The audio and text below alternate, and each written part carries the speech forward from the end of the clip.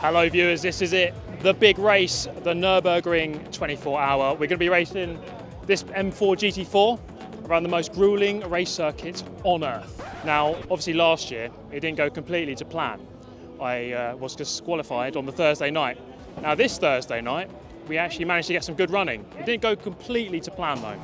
Initially, it was going just fine as we circled down towards the foxhole. Trying to watch out, of course, for all of the marshal's posts. Later on in the lap, this is the part of the track where I got caught out last year. Very difficult section, and of course you can see how busy the side of the track is, which is very distracting. This was the McLaren that was entered into our class, a car we didn't really know much about, so we'd see more about that later. Meanwhile, in one of the other qualifying sessions, of which there were 3, Manny managed to set a very quick lap time, 8:51. I had a bit of a problem here though. As we go through berg work, we had a fuel issue. So coming up here, the car just suddenly stopped. I was thinking the worst. Luckily, it didn't turn out to be such a bad problem. Okay, that was a bit interesting. Ran out of fuel. There was a bit of a miscommunication with the fueling guy, but it's all good. Nothing serious. So we've made it further than last year. Good news. Let's move forward with the N24. So after all of that, we are on pole position in our class. We are at the front, and I have the honour of starting the race. It's going to be really special, so we're going to jump in and really just ease into this race. We've got the last 24 hours. It's not going to be easy to do that, so let's go and do it. Now I must say, first off, this was a real honour.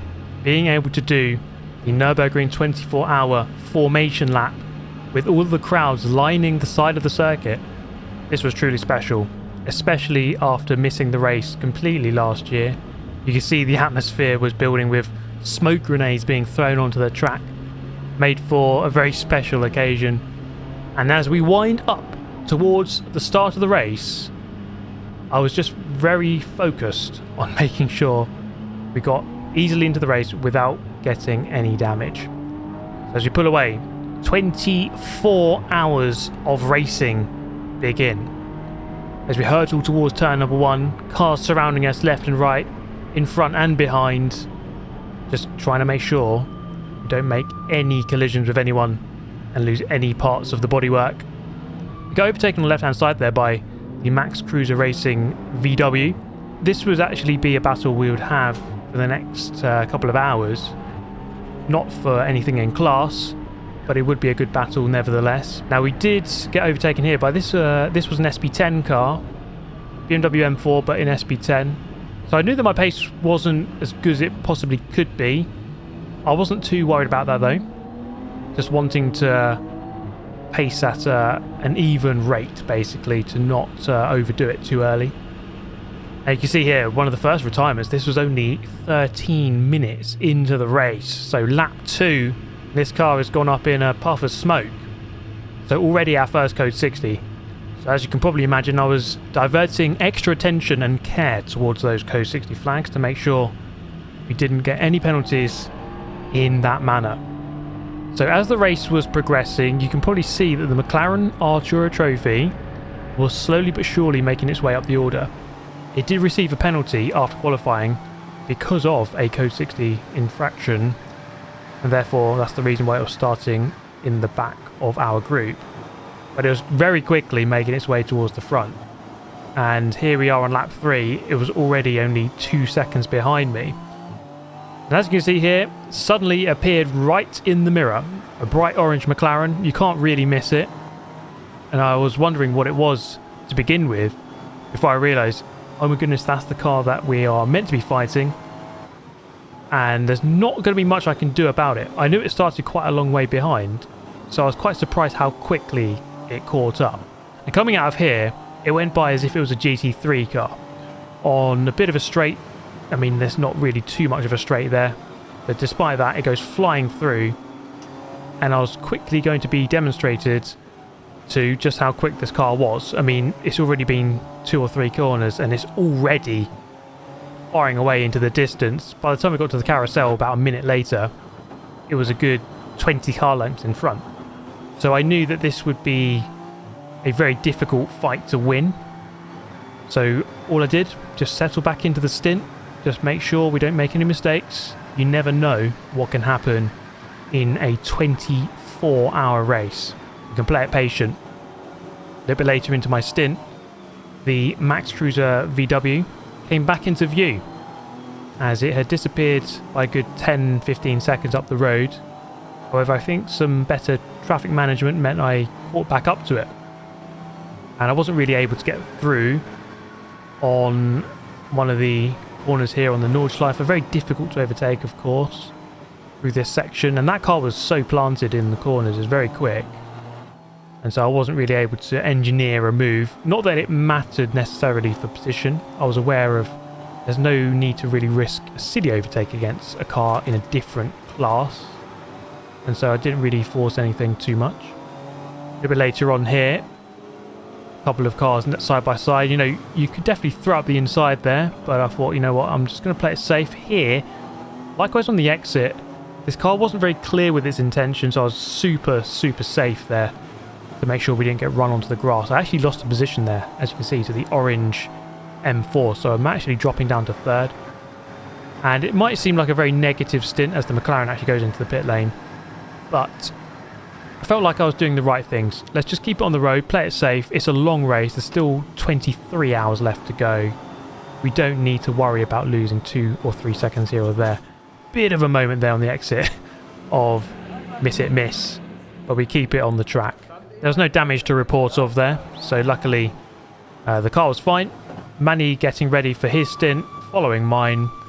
And so after about 2 hours and 10 minutes of driving, we'll bring the car home for Manny to resume into the race. Now, a couple of laps in, he got back into second, and this is where the positions would keep chopping and changing because of different strategies against different teams. It would all play out towards the end of the 24 hours, of course. Now, Manny here was being overtaken by a big group here of the faster GT3 cars. Well, we was about to experience a problem the Nurburgring probably hasn't seen before. We've got a complete power cut of the whole circuit, so I don't know what's going on.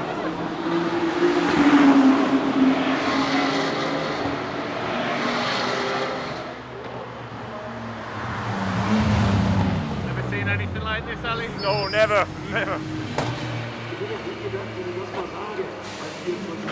Hey Steve, how's it going? How was your start stint? It was actually quite slow.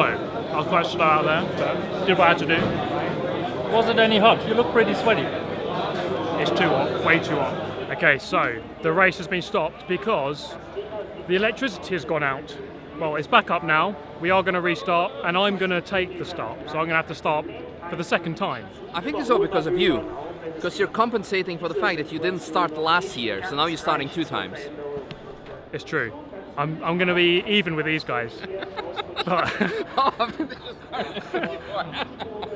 one simple trick, everyone hates it. The McLaren, holy moly, that thing was a rocket ship. That is not meant to be in our class, surely. It's about 20-25 seconds quicker. We're going to do really well to beat it, perhaps on reliability or something, or penalties, I don't know. But yeah, time for me to restart. Let's go do it. So it's decided that I would redo the start of the race. This was a couple of hours later, so about 3 hours and 15 minutes or something into the race. We go again, as you can see, with a single file start this time, and we resumed in the order that we were the lap before the red flag and all of the electricity went out at the whole track. And we resumed this battle with one of the Max Cruiser Racing VWs, and interestingly, driven by Sebastian Vettel's brother, Fabian. So it's a bit of an honour there to be able to race against him.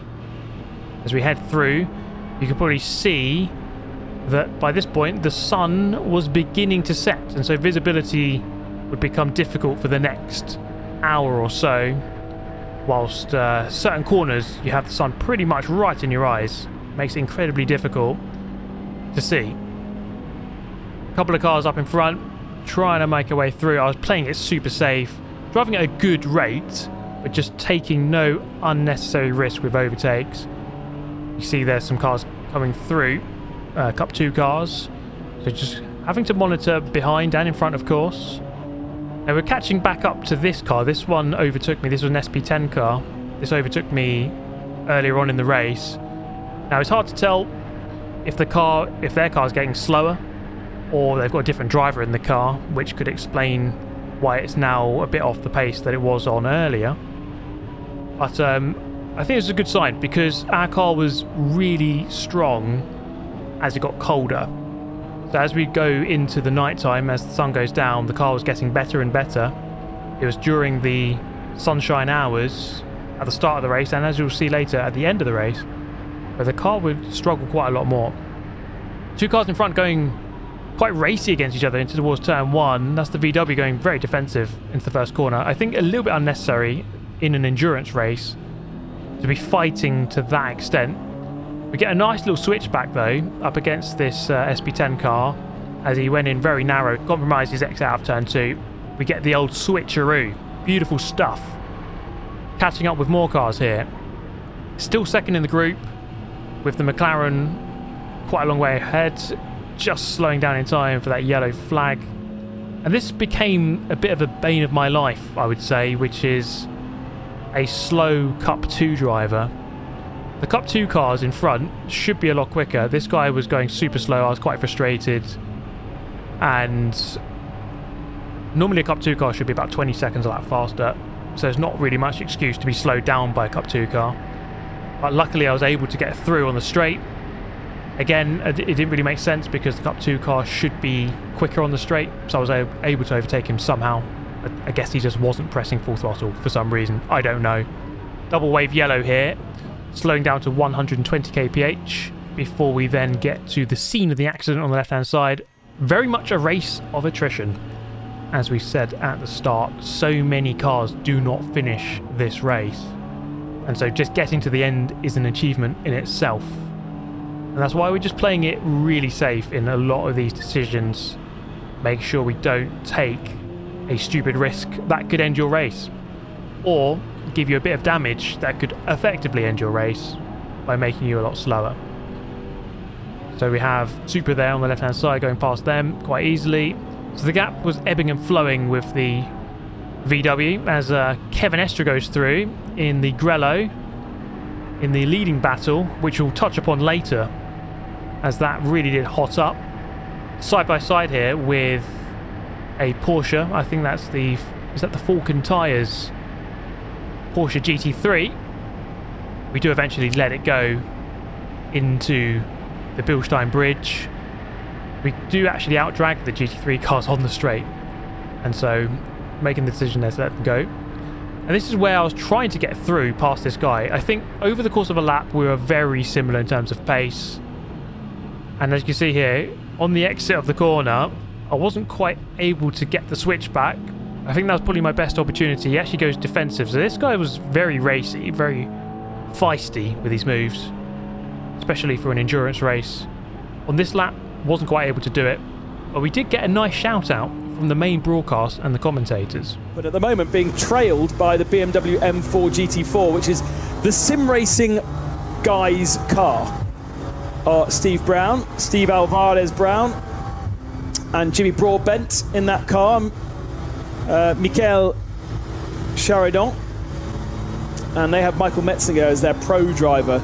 So thanks to the commentator there for absolutely butchering half of our names. But it was nice to be on the main broadcast from time to time, and I was able to keep up with this guy. It was a really good battle, even though it didn't really matter at all in terms of time or position. It was still good. He was going super defensive here. I kind of wanted to get past him because I was kind of annoyed that he was going so defensive.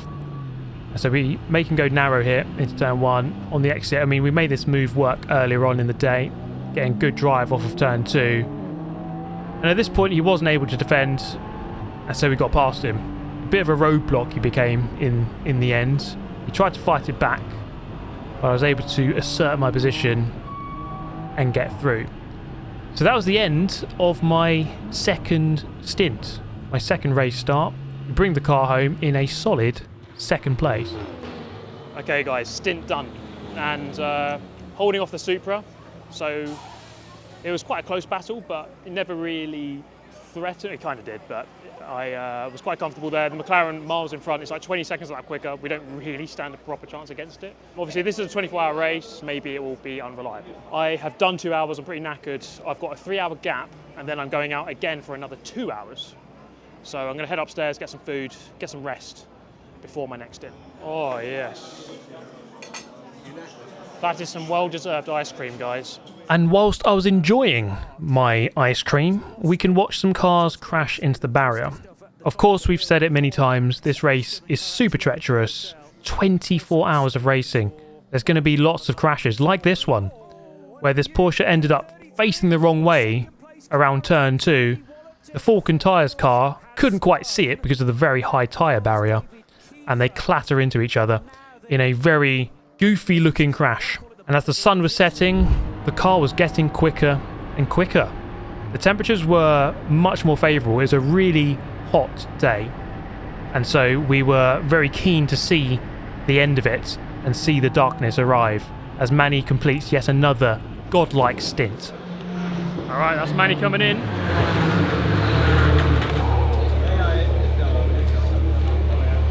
Fantastic job as ever by Mr. Manuel Metzger. Luckily, I changed my visor to the clear one. I wasn't sure whether I should change, but it was actually really good. Because you need the visor, I think, because of all the campfires. It's so much fog in the air. I still feel my eyes burning a bit, but yeah, just awesome in this place to drive at night. And I was very much looking forward to my turn in the car at night time, which would be at 1:30 a.m.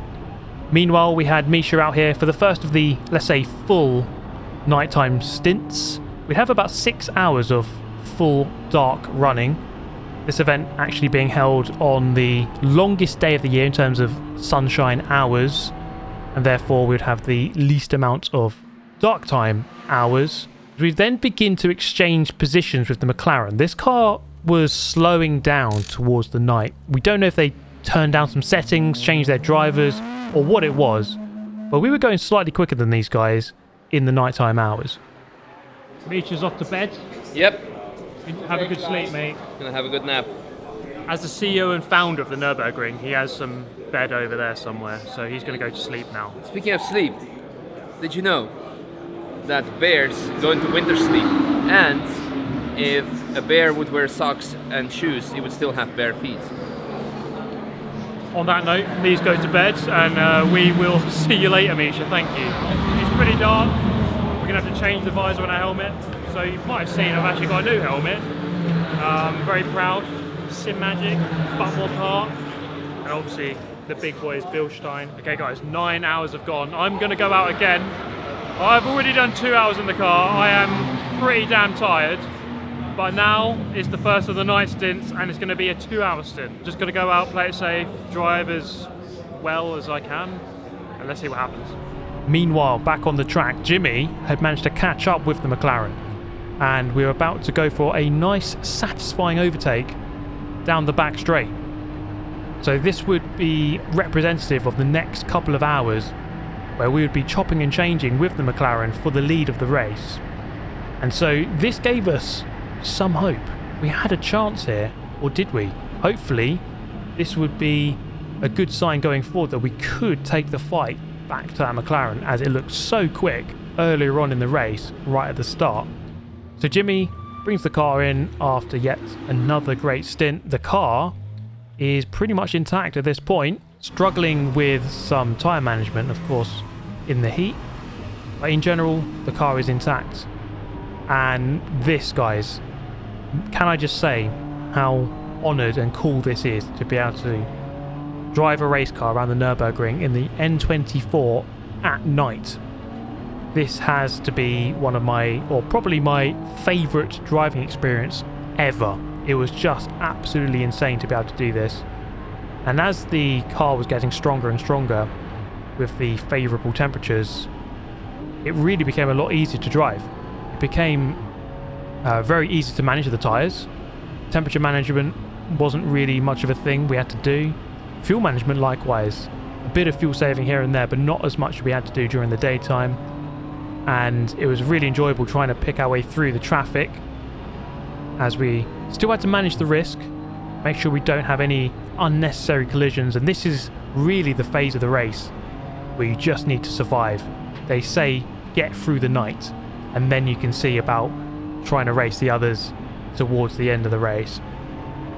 Letting through the Lamborghini there, so still being mindful of the GT3 cars as they come flying through, and catching up with some more Cup 2 cars as you'll see later on. Heading up towards the Foxhole, navigating the traffic quite comfortably there, and I was really getting into a really nice groove. As I said earlier, this stint began at 1:30 a.m. So 1:30 until about 3:45 a.m. It's probably the worst hours you can do in this race, and I'd already driven up until this point for about 3 hours, something like that. So I was pretty fatigued, I think that's fair to say, but I was very much in the zone and really enjoying the experience.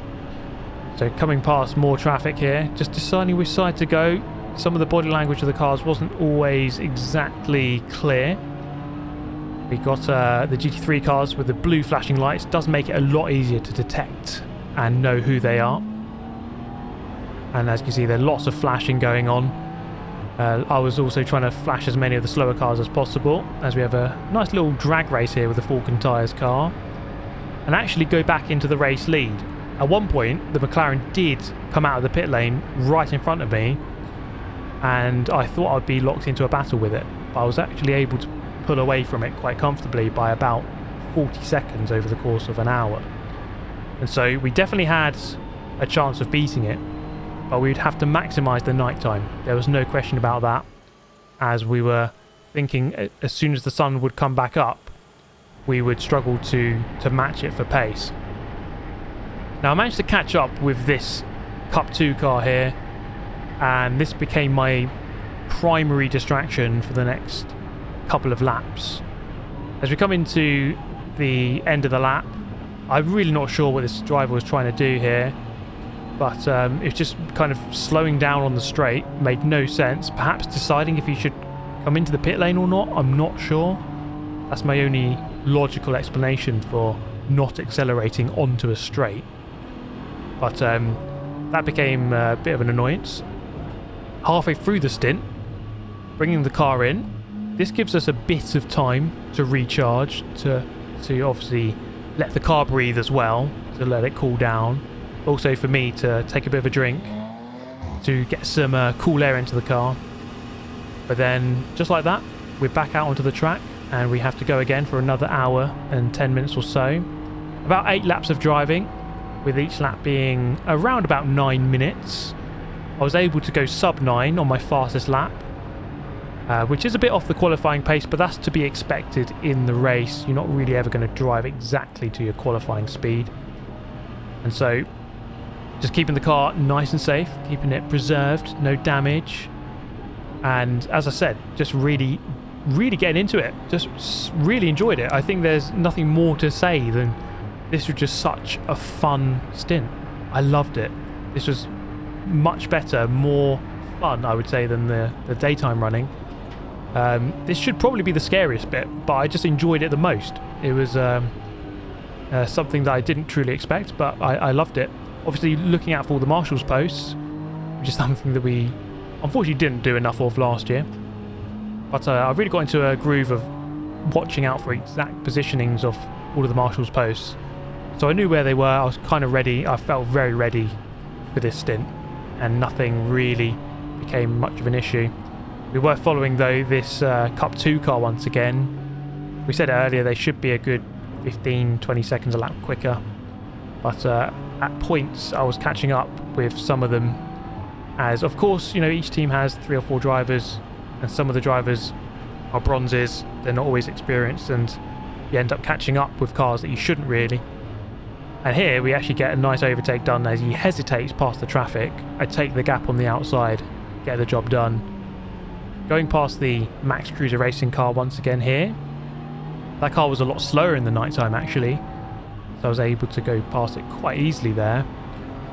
As we round out yet another lap of the race. We'd actually bring it back into the race lead, as you can see there, chopping and changing throughout the course of the stint. It was happening quite a lot. The McLaren was only able to do 6 laps per stint. We were able to do 8, and that would be the main reason I think why we'd be able to beat it, possibly the fact that it was hungrier on fuel and have to come in the pit stops quite a lot more often. That would be the primary reason we could win. No question that their pace would be super strong as the sun would come back up towards the end of the race. So continuing to lap here, lots of traffic. Sometimes you get clusters like this where you've got 3, 4, 5 cars in one little group, and just trying to manage it as best as possible, as safely as possible, just waiting for the gap to really make itself clear. At the end of my stint, bringing the car in about 3 minutes ahead of the McLaren, and I was absolutely exhausted.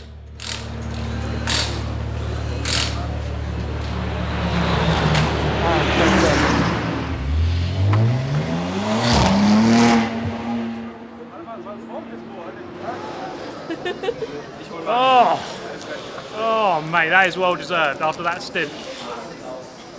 Everything aches, my neck, my back, my legs. That was so good. Nurburgring at night, nothing better. Oh my god guys, I am absolutely destroyed. I've done 4 hours of racing already and we're about halfway through. It's 4 AM. I can sense that the sun is maybe beginning to come up already. So we've got sunset and I haven't slept, so I'm going to go and sleep now. I need to try and find somewhere to do that. So our pit box is just over that side. We've crossed the track.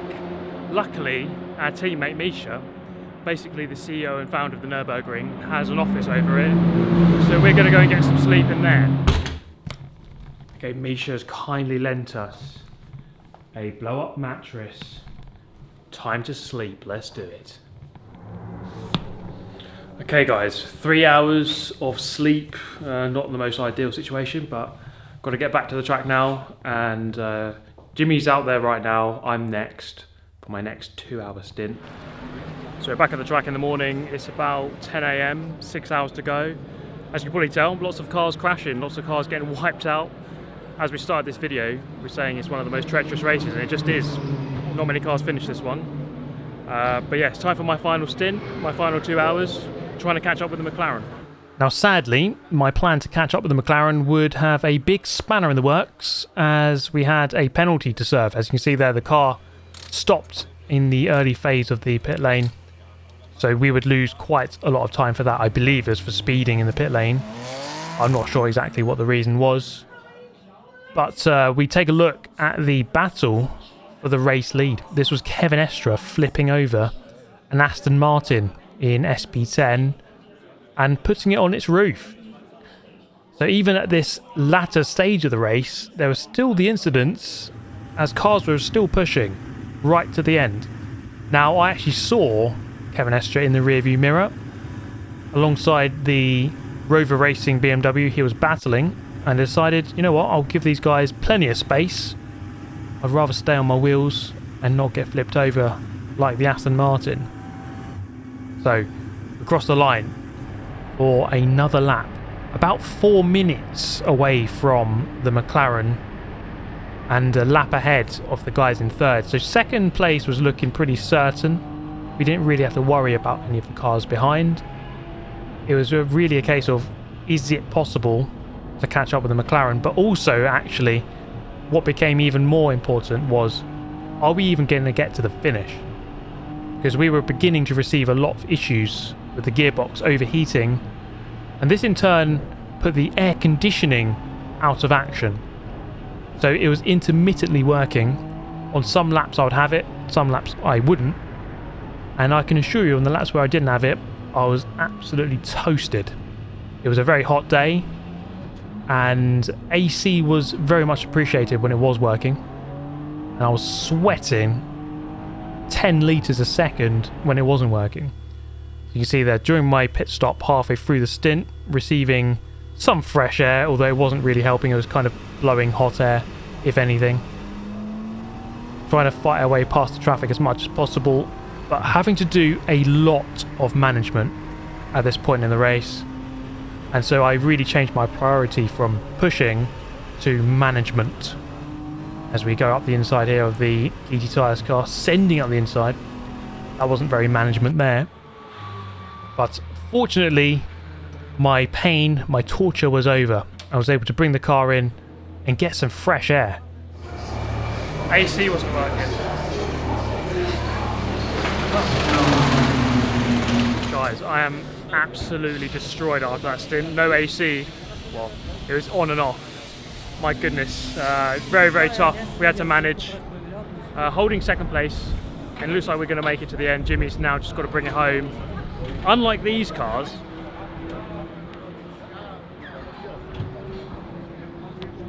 it's the graveyard of the Nurburgring 24. Lots of cars retiring from the race. We're actually up to 22nd overall, which is pretty impressive because we started about 40 something. So we're making our way up the order because of staying in the race. Yeah, we were 21st out of 140 cars by this point. We had managed to keep the car going despite the overheating issues. Great job by the Black Falcon mechanics on the last and final pit stop of the race. We were now on the path to finishing the race, which Jimmy Broadbent obliged to do by bringing the car home after about 140 laps of racing, and we would do so in second place in our class. And there it is, second place. Good job, guys. Normally you're the winner. You did a really fantastic. We did all we could. Yes. This man. Even though we didn't win, I think we maximised the result. The McLaren joining our class, that was just so unexpected, and that car is just clearly not meant to be in our class. So I think we maximised our result. We did what we could. It was a good result, I think. We have to go and get some trophies and celebrate. Bro. We did what we could. We maximised it. Fair play at the end there, man. Box, box, box, box. It's a double box because you're picking up cardboard box from a dark pit box. Yeah! And there it is, P2 in the Nurburgring 24 hours. I think it was a perfect performance, really. I don't think we could have done much more than we did. The McLaren was simply way too fast, and we probably weren't ever going to beat it. But the main thing, I think, from a team perspective, we put in a really good performance, and you know what, I'm super happy with how we carried out the race. That night stint especially, one of the coolest things I've ever done, to be able to do that.